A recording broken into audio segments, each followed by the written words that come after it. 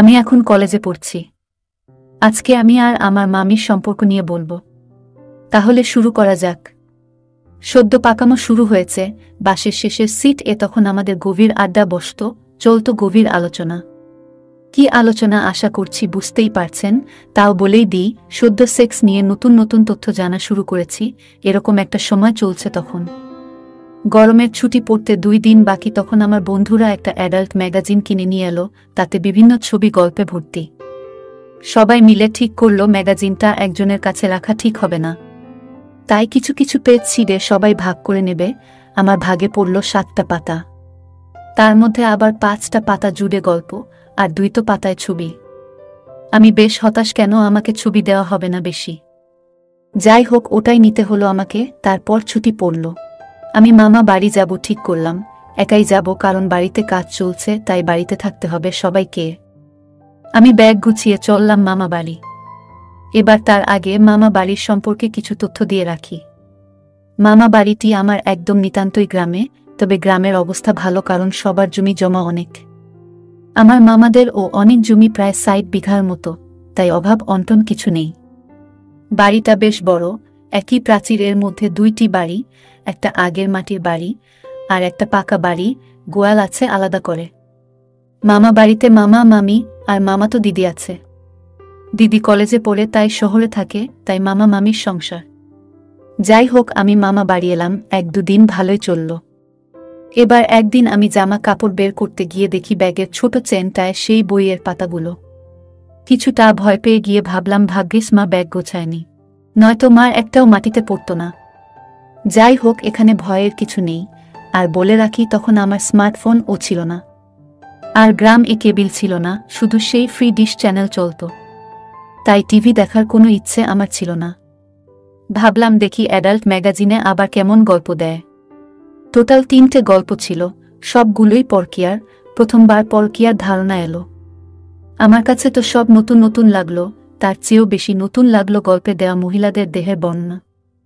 ওই বর্ণনাগুলো আমার মাথায় চেপে গেল। বসে বসে ভাবছি, আর ঠিক তখনই দেখি মামি আসছে ভেজা কাপড়ে স্নান করে।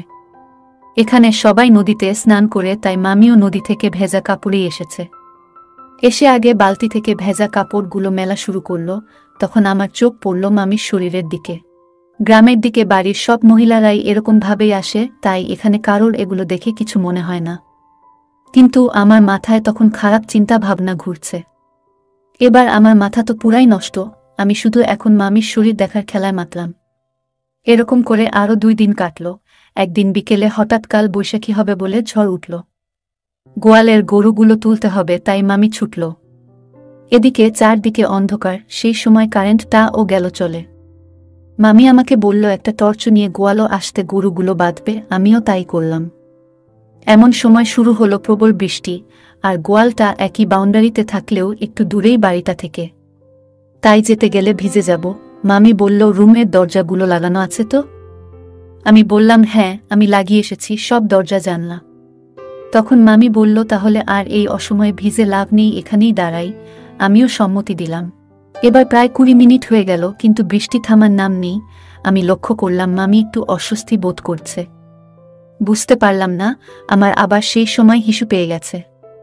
আমি মামিকে বললাম, মামি বলল এখানে এক কোণে করে দিতে, আমিও করে দিলাম।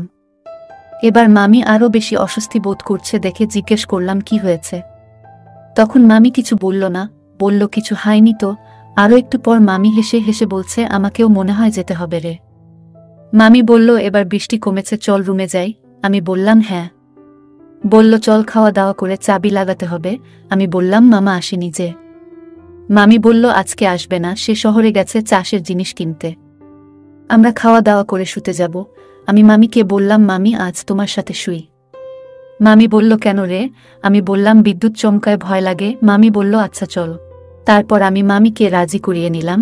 তারপর যা হবার হয়ে গেল, আশা করি তোমরা নিশ্চয় বুঝে গেছ। এরপর আরও 2 দিন কেটে গেল। মামা আজকে একটা অনুষ্ঠান বাড়িতে গেছে। মামি রান্না করছে, বাসনগুলো ধুতে বাড়ির কল তলায় গেছে, কিন্তু স্লিপ খেয়ে পড়ে গেল হঠাৎ। আমি গিয়ে আবার তুলে আনলাম, দিয়ে মামি বলল কোমরে আর হাঁটুতে খুব ব্যথা। আমি বললাম ওষুধ আনবো কি? বলল ওখানে মলম আছে, ওটা এনে দিয়ে দিলাম। হাঁটুতে নিজেই লাগলো, এবার কোমর লাগানোর চেষ্টা করতে লাগলো, কিন্তু কিছুতেই পারছে না। আমি মলম লাগিয়ে দিলাম। এরপর মামি বলল, উঠে বসবো, একটু ধরে দিলাম। রান্না করা ছিল, আমি সব বেড়ে দিয়ে খাওয়া দাওয়া করলাম, বাসন ও ধুয়ে দিলাম। এভাবেই চলল আমার আর মামির সম্পর্ক। যাই হোক, আজকের ভিডিও এই পর্যন্ত। যদি আমাদের ভিডিওগুলি ভালো লাগে তাহলে লাইক, কমেন্ট এবং শেয়ার করুন।